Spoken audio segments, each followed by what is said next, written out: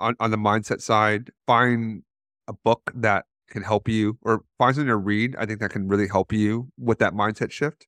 And two, Mhm. use data, right? Like, don't listen to what someone else tells you, but actually go and understand what's going on in the specific strategy or market that you want, right? Go and do the work yourself and see what's there, do the actual research. And there is a network, just like network with people that are around you and what you're interested in, build relationships with people and talk to them.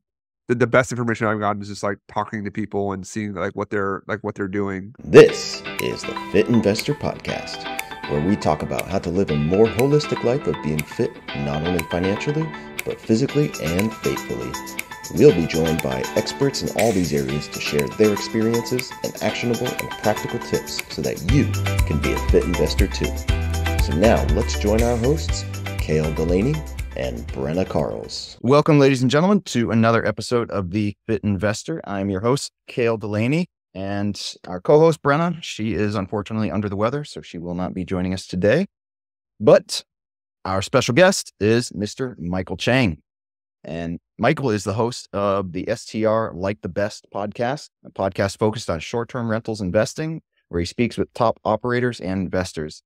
He's also the co-founder and partner at Trustbnb Vacation Rentals and Trustbnb Capital. Based in New York, Michael owns and operates a portfolio of short-term rentals in Philadelphia and the Smoky Mountains. Prior to building TrustBnB, Michael was a New York City-based investment banker who spent over a decade at Citigroup, Merrill Lynch, and Jefferies, advising public companies, private equity firms, family offices, and venture capitalists. He has advised and executed over $40 billion in transaction value across 52 deals in his career. So very awesome experience. Looking forward to diving in and learning more about Mr. Michael, his business, and his family. So welcome to the Fit Investor, Michael. Thanks, Cal. Thank you for having me on. Absolutely. Absolutely.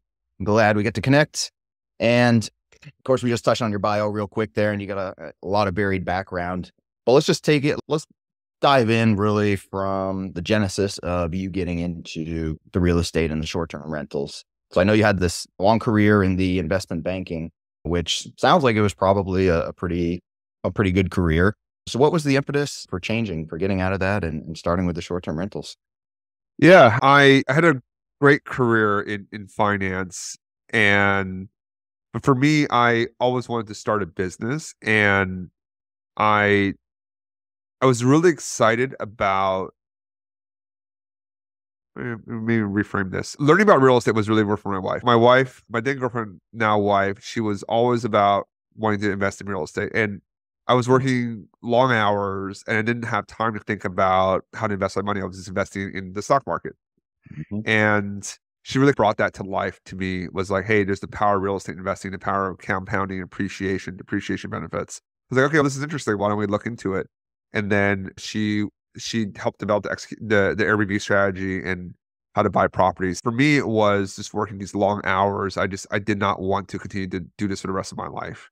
And I always wanted to build a business, and I didn't know the type of business I could build. And when I found Airbnbs, how it could cash flow and I could buy property and enjoy the benefits of ownership, appreciation, the depreciation tax benefits, I was like, okay, this is great. Let's really lean into this. So we've been able to develop it over the last 6 years, and thankfully get me out of my job, got her out of her job, and we work on this full time, and feel blessed and fortunate to have the opportunity, realize this business model a little earlier on and be able to scale into it. Yeah, that's awesome. So what was your wife doing at that time for work? She was marketing. She worked for Kate Spade. She's like a fashion brand here in New York. She was on the sales side, but helping them open new stores in the Middle East and Asia, actually. And a lot of people want to go into fashion when they come to New York and want to do fashion, and it's not always what it's cracked up to be. Like, isn't generally that well paid. It's a lot of hours, stressful. But I think for her, she always wanted to invest in real estate. She didn't really know how, and it was us combined with some of the analytics that I could bring, and for her, just understanding real estate at a very kind of innate level, and we were able to combine it together to build this business. Because with the Airbnb side, a lot of it is the analytics. Like, you gotta make sure that you're doing, especially we use the rental arbitrage strategy, just really important to really get your numbers right up front. But her love of real estate, and then eventually got her out, and her desire to get out of her job. I think that was the biggest thing. She wanted to not be stuck in that job. And then this was the way out for her. Right. Did she have previous experience in real estate or her family, or it was just something that was always intriguing from her? Her dad owns a few buildings here in New York, like just houses in New York. So I think she saw it from her dad. She was a real estate agent, but she didn't spend a lot of time on it. I think she just wanted to do it, but just didn't know exactly. And then when we started dating and then we were looking at it together, oh, this is really cool. And then I don't know how to analyze it. I was like, well, I know how to, let me take a crack at it. And then we're able to peel back the onion and find some stuff that worked for us. So I think that's awesome that you guys put this together jointly. It seems like you guys have very complementary skill sets. That works out very well.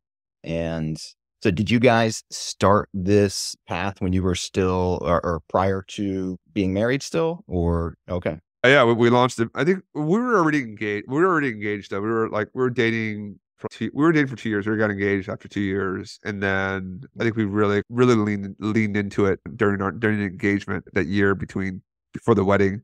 That was when we were like, okay, we're going to do this together. We're going to be partners in life.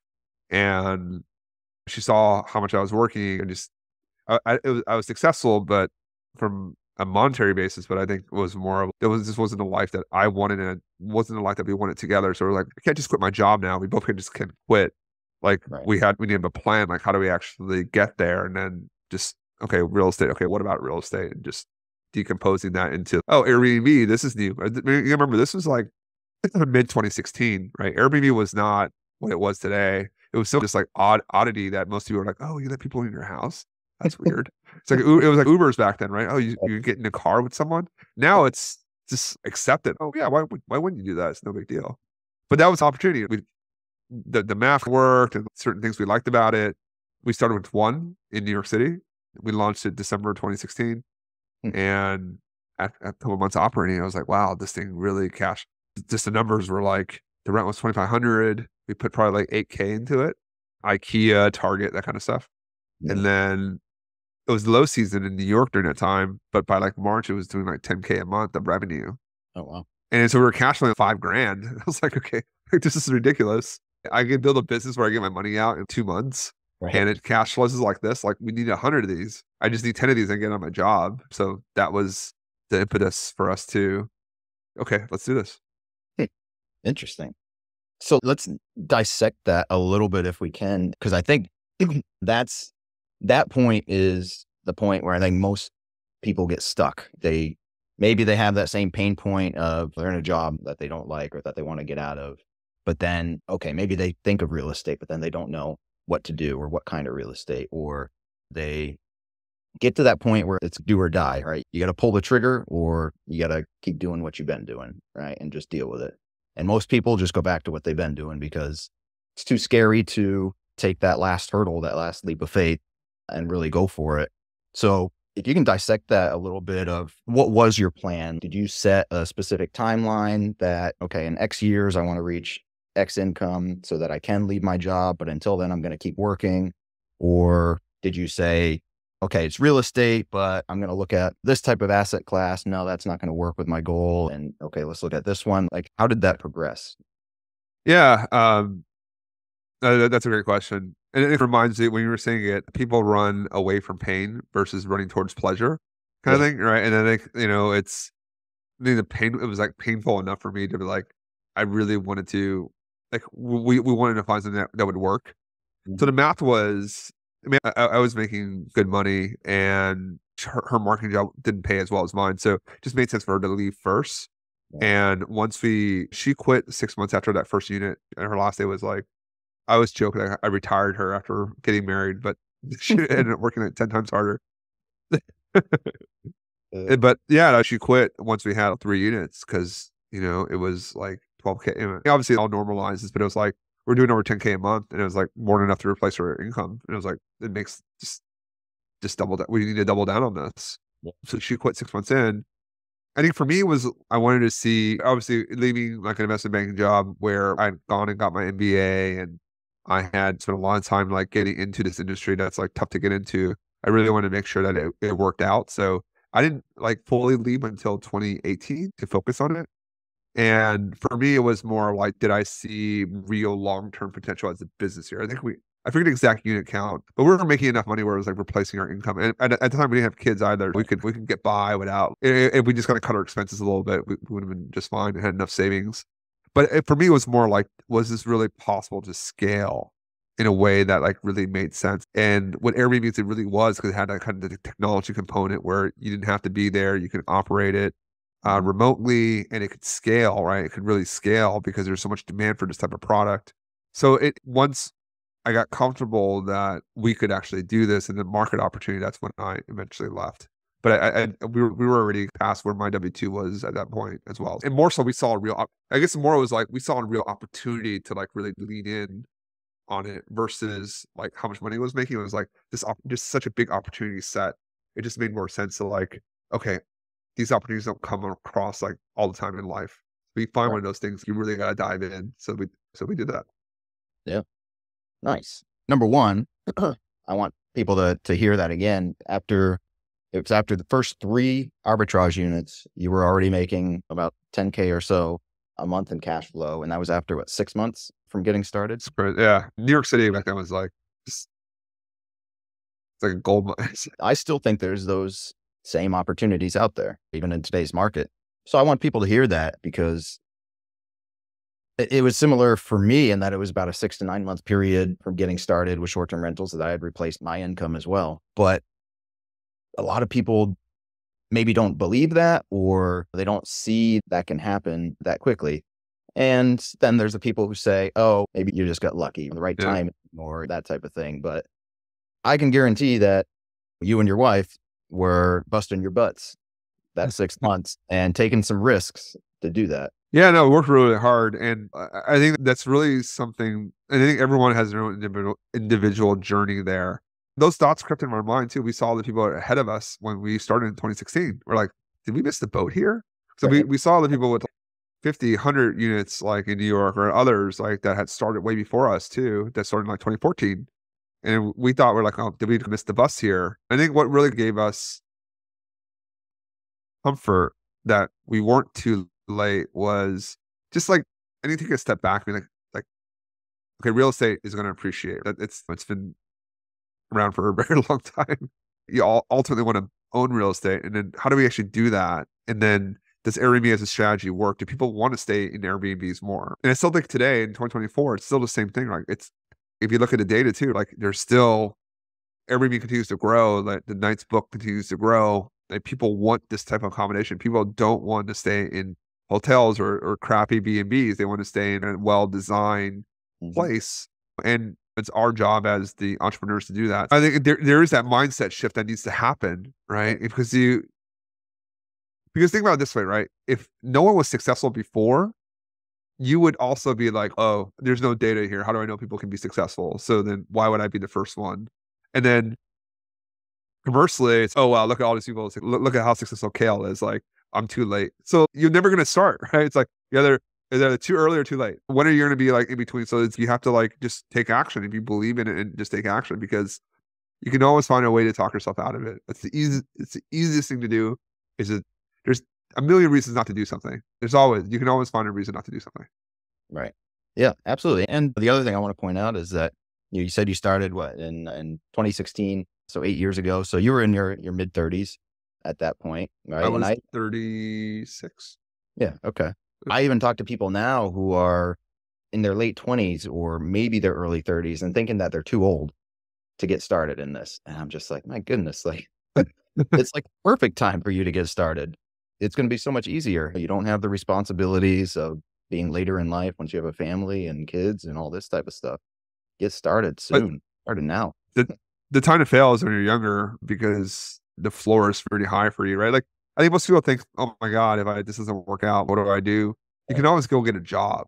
Yeah. And especially if you are good at your job and you leave on good terms, you have a good reputation, that job will be there, generally speaking. There's this old adage where you get 3 opportunities in life, 3 real opportunities in life. And once they're gone, kind of thing, and you really have to take advantage of opportunities when they come. And it's a little bit like just like the gut feeling that everyone has. And I think the gut feeling is it's a culmination of all the education and all your personal experience in life to that point in time. Like all those experiences and education has made you the person you are. So if you feel something in your gut, like, oh man, like I just like I think this works.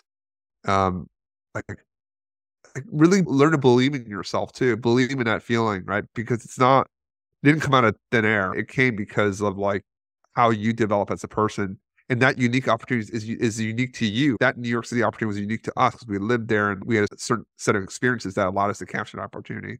That like you, Kale, were not was not available to you because you didn't live there and you didn't have the same set. But you have opportunities that I don't have access to. So I think everyone, if you're listening to this, it's take those opportunities when they come. And you have that feeling that you gotta like, and if you believe in yourself, you gotta take those because they're very few and far between in life.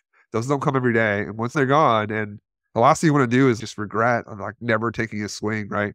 Never asking that girl out, never asking the person that you had a crush on, and regret it for the rest of your life. There's these things in life that like don't regret, just do it and be smart about it, of course. But the worst thing to do is to go through life and never take a real swing at things because ultimately you have one life and you have one time time doesn't forgive anyone Yeah. once it's gone.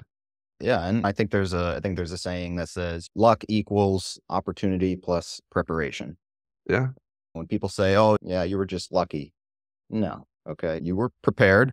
You had shifted your mindset. You had prepared yourself financially throughout all these years otherwise. And when that opportunity came, you recognized it and then you took the action. And so people just need to, we are our own worst enemy in so many ways. And it's really getting out of our own way to allow ourselves to take these opportunities and take these risks.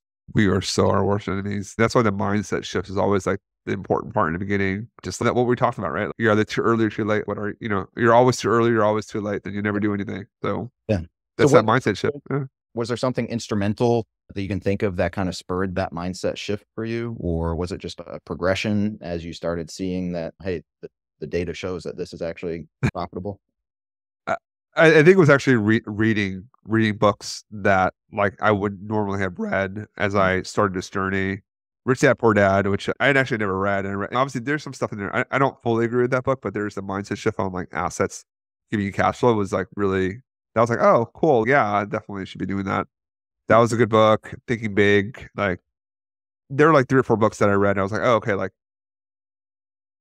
these are things that like you don't learn when you're working or you're not really paid to learn these things when you're working. But like when you want to do something on your own, you really got to change your mindset. Those are really big for me. And then my journey was reading those books. Like my then girlfriend, fiance, now wife, just like her conviction in it and the work that she was doing, and I've seen that. Okay, this really makes sense.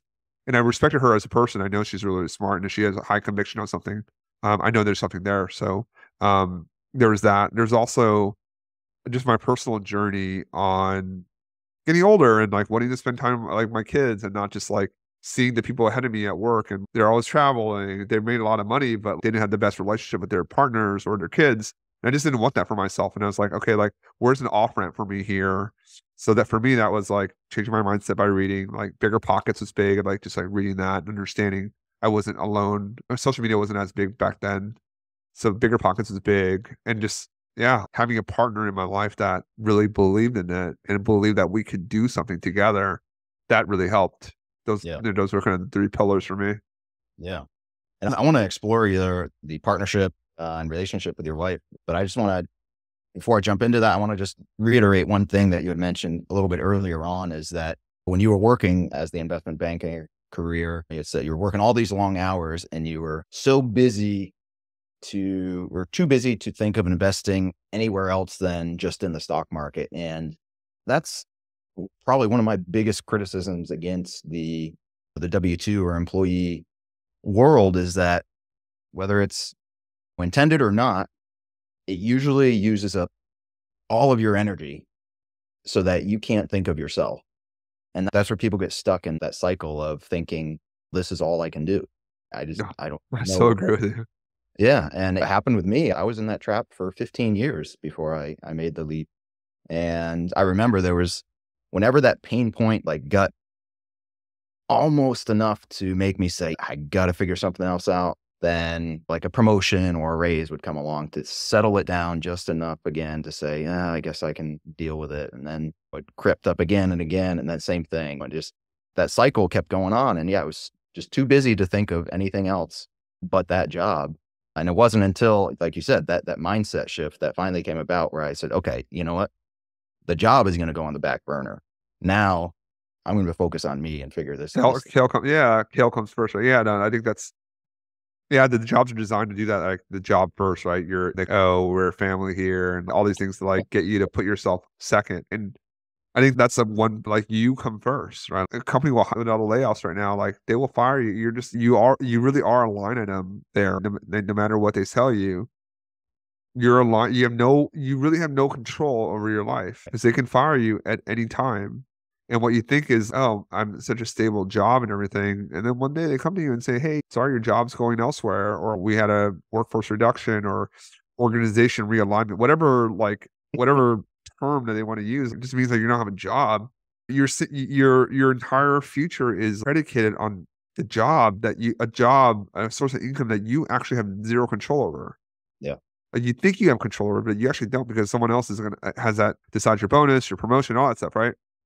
Now, look, jobs are not poo-pooing jobs. Jobs are great. We all start, but I think you got to really be free. You need multiple. You can't be controlled by one thing. And put that way, you need multiple, at least financially free. You need multiple sources of income, right? And that is ultimately how you can break out of the mindset trap that I think is laid out, where like you spend all your time and energy on your job and leave nothing for yourself.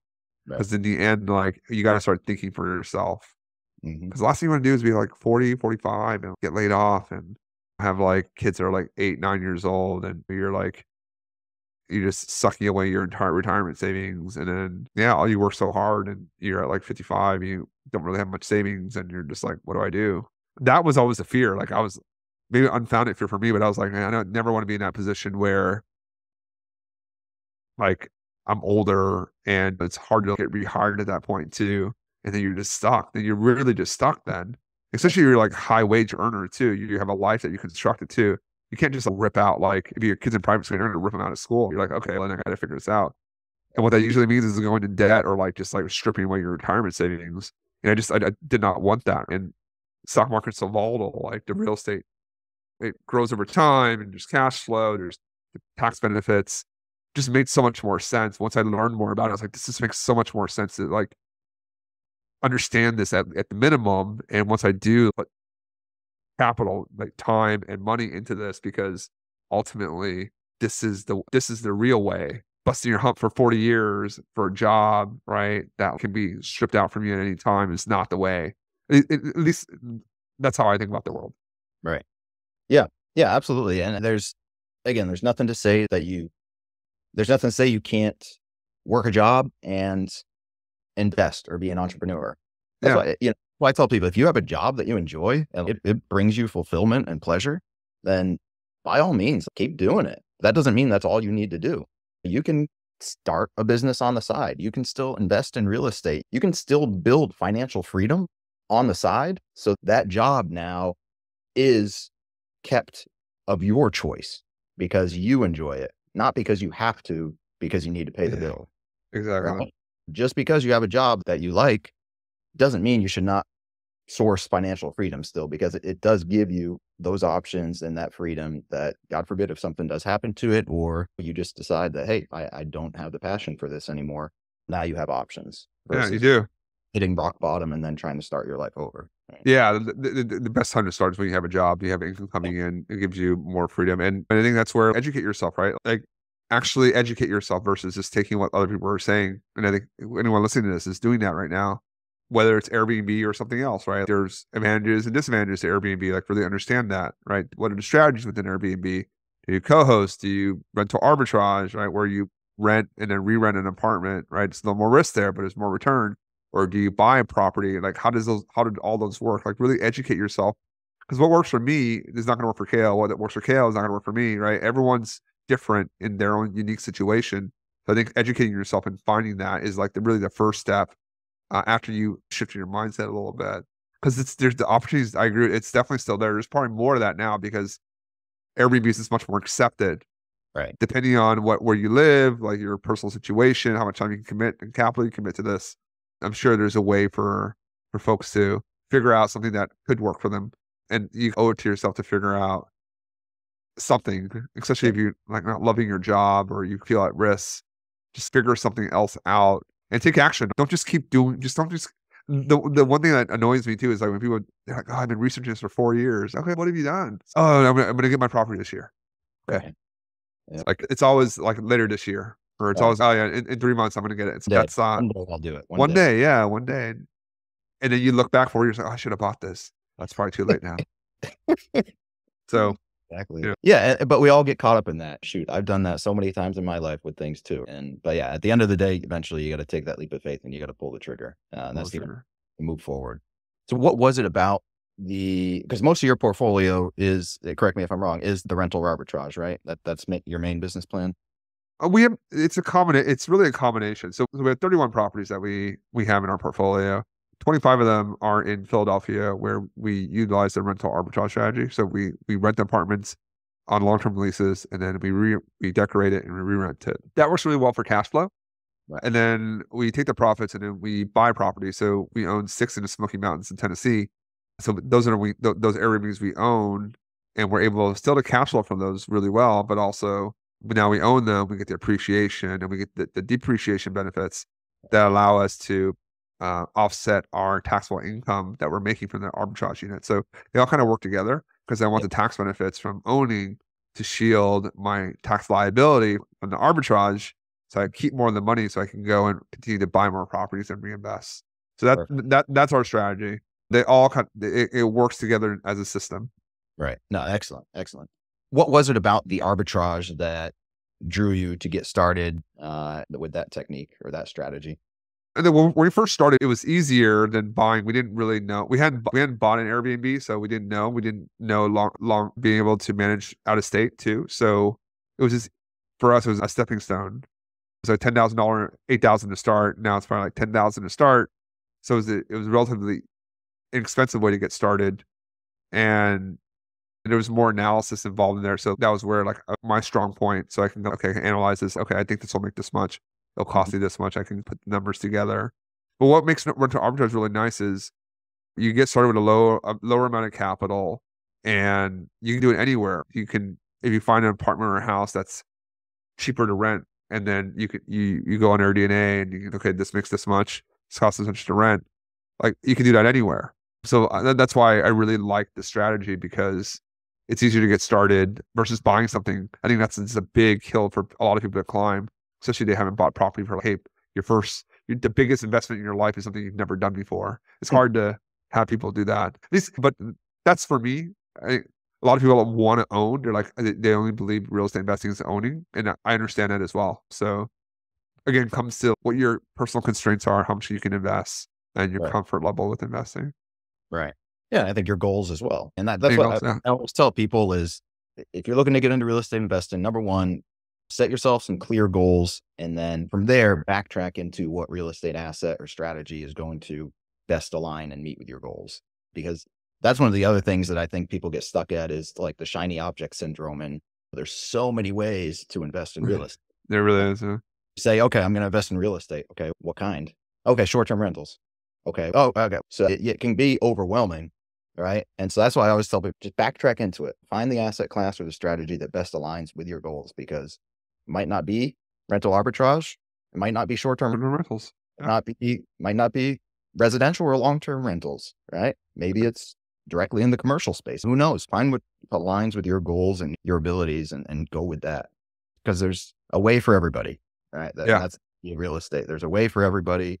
And you don't need a lot of money. You just talked about rental arbitrage, maybe $8,000 to $10,000 to get started. Or I'm sure there's even ways to go with even less, with renting furniture, right? Instead of even buying the furniture. Yeah, that's a great way to get in with little to no money down, maybe not no, but little money down, and build yourself up the cash flow so that, like you do, you can now invest that cash flow to buy the assets to offset your tax liabilities and get the other advantages. So that's a great plan that Michael just laid out for our audience here that I hope people would take notice of, is that if your objection is that you don't have money, let's reconsider that or look at some other strategies that can help get you some money, right? So that you can invest in assets further on. So I think that was a great bit of wisdom there. Yeah, no, thanks for that. And just changing your mindset. Like, it's possible. Let me figure it out. If you have that mindset, like, you're going to be ahead of like 80% of people. It's a problem, but I'll figure it out. Let me go and we'll research and I'll figure something out. If you don't have any money, like, there are ways to source capital, like find a partner, credit cards, whatever it is. There's always a way. If there's some people, if you find a good opportunity, you'll find the money. Right. Like, there's plenty of money out there. Like, there are few opportunities. There's less money than there's less opportunities than there are money. So find opportunities, like, you'll find the money. Yeah. Yep. Absolutely. Hey guys, it's Brenna Carl, CEO and co-founder of The Mortgage Shop. When I'm not spending my time searching for the best pizza in town, working out, well, because of pizza, or fighting sharks, as Kale likes to say, I spend my time educating clients on the best investment products that will help them build generational wealth and making sure their loan process is as smooth as warm butter on a piece of toast. Call us today to get started with your investment journey at 800-816-7982 or, to talk more about pizza. Talk to you soon. So I want to kind of transition and dive into the family aspect a little bit, if that's all right. You talked about, you started this really with the impetus from your wife and her interest in the real estate. You guys built this business together over these past 8 years. And talk to us a little bit about that in terms of, frankly, what does it take to, or what advice do you have for a couple that are looking to build a business together? Because I'm sure there's some pitfalls along the way. I'm sure it's not always easy. But what can you tell our audience that might be some things to focus on? Yeah, I think the base level is like, just you're aligned on the goal. Because if you're aligned on the goal, then the strategies and tactics, kind of everything else, like, drives to one central place that you both agree. So, like you said, it's not always roses, right? We definitely disagree on things, and we have to work through our disagreements. And it's hard with a spouse too, right? Because, like, it's your spouse too, right? So you gotta, like, separate work and the personal too. And but it's really hard when you're launching a business. Like, the personal and the business are like the one and the same. But what really, I think, really held us together through the times when things weren't going well, like COVID, was like, we ultimately believed in what we were doing. Like, we wanted to build a business together for our family so that we could spend more time together and be good parents and not have to scramble to go off to work every day, like me having to travel. Our best time and effort given to someone else, that we could, once we build the business, we could shift that to our family. Because ultimately that was like what we both really believed in, was that for us to be a great parents, for us to be a great for me to be a great husband, for her to be a great wife, was like, we wanted to build something that, like, we were ultimately in control of our time. And because it wasn't like we had money, because I worked in banking for 10 years. Like, we had a cushion, we had a big cushion. So it wasn't all about, oh, we have to make the monthly rent. That wasn't the pressure. The pressure was like, hey, I don't see you very often. Like, you're traveling, when you're home, you're working, and just isn't the life that, like, we didn't see that as a great, like, marriage, and not a great marriage, but like a great, like, married life or raising kids. So that was ultimately the goal, right? So everything drove towards that goal. So, oh, we're working really hard right now. You just work your banking job and, like, now I have to do this. But no, but it's okay, because ultimately I want to be a good dad. I want to be a good husband. So I'm willing to do this and sacrifice the short term because I believe in a long-term plan. So I think that's my recommendation. Find the thing that you really align on. Some people, it's money, which is totally fine too. But whatever it is that you align on, just make sure you both really buy into that, because that's the glue that's going to hold you together. And for us, that was the glue. And it's made our marriage better. And raising kids better, because we're used to working together. Like, we're used to managing each other or managing ourselves. The finances are transparent. We know we know how to work. We just know how to work together, because we had to do that with the business. And when you run a business together, you can't get mad at each other and not talk for a week. Like, you can't do that. Like, you have to learn how to resolve conflict constructively and quickly.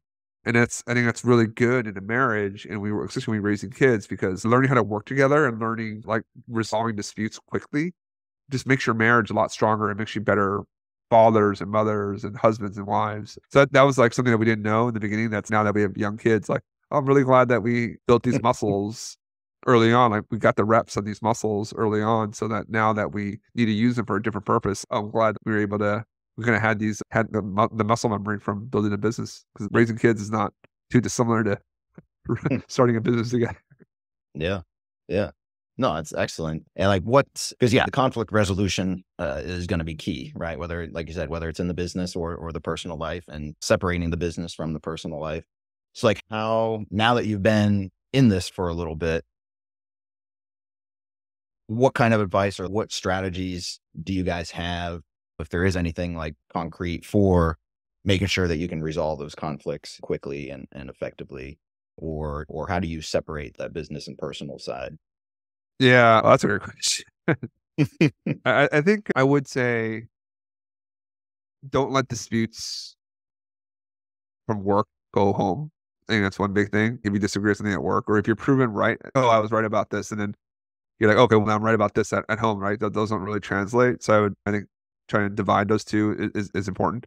I think just like respecting each other as, and I think maybe that doesn't answer your question, but I think you just gain a lot of respect from each other, like building a successful business together. And you have a commonality now that like supersedes just, oh, we're married and we have kids together. No, like we actually built something else together that is great, that works. And you just start respecting you respect a person on a different level, versus like if you're working separately, like Liz didn't know what I did. She didn't really know what I did for my work. Like I could have had a rough day. Oh, that sucks. Oh, this client sucked. Oh, okay, I'm sorry. But didn't really understand it. But now that we understand each other, the work stress is like we have a common language that like just really helps in resolving conflicts. Sorry, I think I took a detour a little bit there, but I feel like this is really important as you think about doing something with your spouse. I think that honestly, I think that might be one of the keys right there, as you mentioned it, like that commonality or that common language now, because just like you said, so many times when, whether one spouse or both spouses are working a career or a job, usually you don't really understand what the other person is doing. So you can't really talk about it in depth even. So you almost live this like separate side of you. Whereas if you build this business together, you both are in it together. Now you have that common language. You guys can understand each other. I would guess that over time, that probably actually makes the bond between you guys even stronger. Yeah. Now you can dive in and really just understand each other better. Totally. That was definitely like, we didn't know there was this benefit. And now I talked to other couples, like there's a neighbor that used to live next to us. They had 3 young kids, like 8, 5, and 2. And his wife's a doctor. He's an investment banker as well. And I remember we were just talking one day, and he was like, "Yeah, you guys are pretty lucky." I was like, "Oh, why?" It's like, "Your wife makes a lot of money, and you guys are great." She's like, "Yeah, well, we don't even talk about, like, at night when the kids are down. We talk about our days, but I don't understand what she does. She doesn't understand what I do, and it's always about the kids or something else that's not superficial, but there's this, you don't have anything else that binds you together."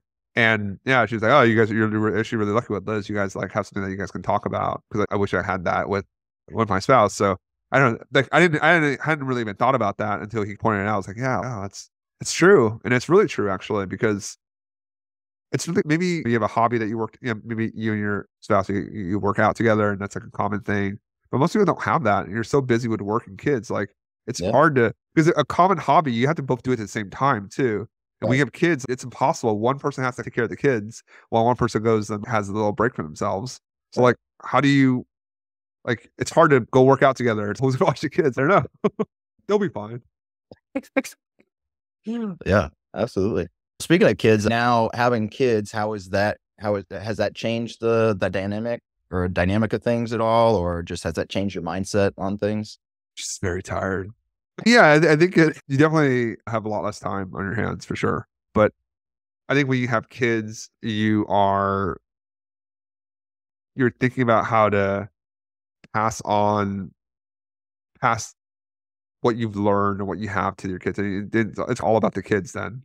But there's a financial aspect, right? Where like, okay, we buy these houses, like I want to make sure I protect these investments, and that they can fund, that I can pass it on to them however way they want it, whether it's they do their own thing, they want to do real estate, whatever it is, like we have capital that we can give to them that they can live a better life. Right? Just to make it simple.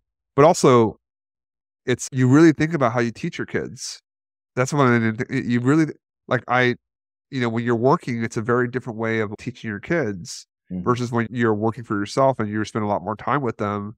Like I want my daughter and my son to have a more of a higher risk tolerance than I had, right?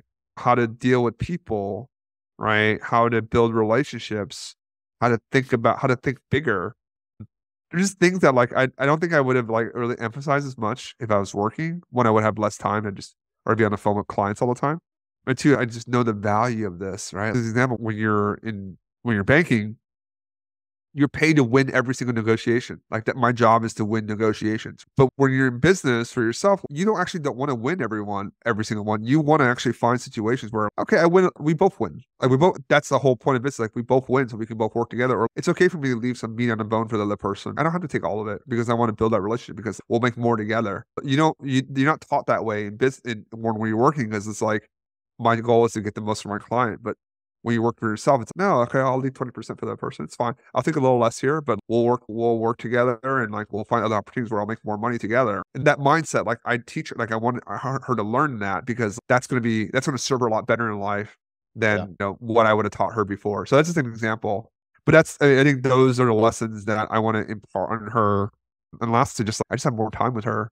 Like in the mornings, if she's going to her too, she's fussing. It's okay. And I'll just move it. If I have a call, I'll just move it. Hey, sorry, I got to take care of my kid. I'm not in a rush to get out to work. I make my own schedule. And that's great because she's my best friend. So I just get to hang out with her. It's super fun. Yeah. No, that's awesome. That's awesome. I wanted to, just as we get towards wrapping up here, I wanted to just transition a little bit into talking about the physical fitness side of things. And you just described a very flexible but busy life. Right. So how do we keep our eyes on the physical fitness, and why is that important to you as well? I know, that's why I'm on here. Kel, you tell me. I go to bed at 9:00 but I can't, I'm up by 6 and I don't have time to go to the gym. I don't know. How do I do this? We don't exercise as much as we need to. We know we need the energy for our kids, and they're just getting bigger and stronger and wearing us out. So I wish I had a better balance. I don't. Yeah. Not recognizing it, number one, is the first step, right? There's just like with the investing, right? And there's so many ways to do it, and it's all about what your goals are. What I always tell people is, just like I say, when you're looking at real estate, pick your goal and then back into the best real estate investment class that's going to align with that. Same thing with fitness. Okay. Look at what your goals are. Do you want to just look physically fit, or do you want to feel energetic, or do you want to just find something that keeps you outdoors? Yeah, and there's whatever your goals are, and then back into whatever that fitness mode is that gets you that. And then want more energy. I just want more energy. How do I get more energy? For me, it's the gym. And I think any physical activity is going to get you energy. For me, it's the gym and doing it in the mornings. Like that was probably one of the biggest transition points for me, was switching my workouts to in the morning versus in the evenings, because now, by 8:00, I'm roaring and ready to go, versus before it was 8:00, I'm still dragging butt and it's another hour before I'm fully awake. Yeah. Right. So that was one of the biggest transition points for me. I think that helped my energy levels was working out in the mornings, on an empty stomach too. So I don't eat until usually 9-10 o'clock after my workouts and everything are done. And that really works for me. I love it. I wouldn't go back to working out in the evenings. So that would be one thing I would suggest, is if you can, of course, with the kids, that makes things a little bit challenging too. So you got to see what works with the schedule. But that was one of the biggest things for me, is switching my routines to the morning. And I love weightlifting. I think it has a ton of benefits. It's not for everybody, but I think it's excellent. That and steam rooms, man. Steam rooms. I'm all about the steam rooms these days. I love me a good steam room sauna. Yeah, I try to go to bed earlier. Outside of scope here, we had a new kid. I didn't co-sleep with my oldest one now. Mm-hmm. She wakes up. She can't sleep. She'll wake up. If I leave at 4 a.m, run to the gym, or 5 a.m, she'll wake up. I'll see her on the camera. Then I can run a couple times. the gym we have a gym in the building. So I just go down and I go to the gym, but then 20 minutes I see her, blah, blah. Right. And I stop and run back home, and it's after a few times. Anyways, but yeah, no, but I agree. Just like finding real time to do that is, I think that's a challenge for every parent. Yeah, like you need it though, because like if you can't physically be there for your kids, it's then all of this was for naught, right? Because oh man, like now I have all this time freedom, but I'm not physically able to do any of this stuff. That would really stink. Yeah. Yeah. And just scheduling it, again, doesn't have to be in the mornings, but scheduling it just like you would any other meeting. If there was an important meeting that you had to make each day, you'd find the time to somehow make it. If you make that an important meeting for you that you have to make, then chances are you'll make it. You literally sound like Liz right now. That's exactly what she tells me. She tried to block up my calendar too, actually. Didn't work.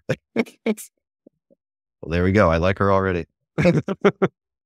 She's having a supportive spouse is like having a happy wife, happy life. But no, how many times a week would you recommend starting if you're like kind of standing start? I'm probably the wrong person to ask because I'm the kind of person that it's all or nothing. At the very least, I would say 3 days. But in reality, I would say try to do something every day. Maybe you're not doing maybe you're only doing a more intense workout session 3 days a week to begin with, but those other days, you're still doing something, whether it's even just a nice long walk, or maybe you jog a little bit or ride the bike or something. Do some type of activity every single day. But yeah, maybe start out with the more intense stuff, just 3 days a week, and then 4, 5 as you get, more into it and more comfort level with it. I gotta get on it. Come on, man. Let's do it. I saw posting some stuff in the gym there, so you gotta I did. And then it's the consistency part. Look, it's like the thing I need to work on. It's my wife, my wife knows I hate wasting money. So she actually, there's a time when she like bought me a gym membership because she's like, okay, if you pay for it, I think you'll go. But anyways, no, yeah, the value of it's there. It's just hard with kids, but that's an excuse. See, that's the thing. Look, we all have maybe I'm better at the investing side because I've been doing it longer, and I'm crappy at the fitness side. Like no one's perfect. We all have our flaws. We all have things we need to work on. This is something I definitely need to work on. Should check out. I'm not sure if they have it up there. Maybe they have something similar, but there's a gym brand called Lifetime. Yeah, I think it's Lifetime Fitness, where I don't go to it 'cause it's 40 minutes away from me. I wish it was a little bit closer, but it's like a whole, it's an awesome gym, but it's like a social club as well. They've got like everything. They have the cafes, they have rooftop pools, like every type of sports. It's too far for me. There's one in Brooklyn, but it's too far though. Is there? It's like a 45, it'll be a 45-minute train ride in the morning. Yeah. Okay. Yeah. That's why I was like, man, I wish I had. I went to one once just to test it out. I'm like, oh my gosh, like I'd spend all day here. You like the gym anyways, right? You better work out like 5 hours a day. Get your morning and then work, and then get your after, like you'd be like back in the sports team or something like that to get your morning lift and your afternoon lift. Yeah, man. But yeah, there's always something. And you got your water. You're starting on the water, so that's good. There you go. There we go. Excellent. Really appreciate your time, Michael. I think there's a really important episode for people who are at that transition point to listen to, because you were very, very transparent on the process, and especially when working with a spouse or a partner. I think those are two of the biggest stumbling blocks that people run into when they're starting out in their journey. So I hope people listen to that. I hope people take some of the wisdom that Michael shared with us. And as we wrap it up, the couple things we like to ask our guests is, number one, based on what we talked about, what are 3 actionable or practical tips that you would like to leave our audience with? One, on the mindset side, find a book that can help you, or find something to read, I think that can really help you with that mindset shift. And 2, use data, right? Like, don't listen to what someone else tells you, but actually go and understand what's going on in the specific strategy or market that you want, right? Just actually go and do the work yourself and see what's there, do the actual research. And 3 is like network with people that are around you and what you're interested in, build relationships with people and talk to them. The best information I've gotten is just like talking to people and seeing like what they're doing. I think those are the 3 key things that I would say if you're starting up an investing journey, like your mindset, like actually doing the work and understanding the data and finding people that are doing what you want to do because they're going to be the best resource for you. Yeah, absolutely. Absolutely. And then even though Brenna's not here, her famous question is, what is your favorite pizza and from where? Yeah. My favorite pizza is the one that delivers quickest to my house right now. To be honest, it's called LIC Slice. It's not the best, but they come quickly and it's warm. Yeah, and the kids all love pizzas. There we go. Cheese pizza. Jeez, keep it simple. Keep it simple. Got it. Awesome. Cool. And for audience, if they want to reach out to you, learn more about you, what's the best way? The best way is just on Instagram. My username is Michael Chang BNB. So MichaelChang BNB. I'm there. Send me a DM if you have any questions. And I appreciate the opportunity here to talk to you. Awesome. Well, thank you again, Michael. And ladies and gentlemen, see you next week on another episode of The Fit Investor. Take care. Thanks, Kale.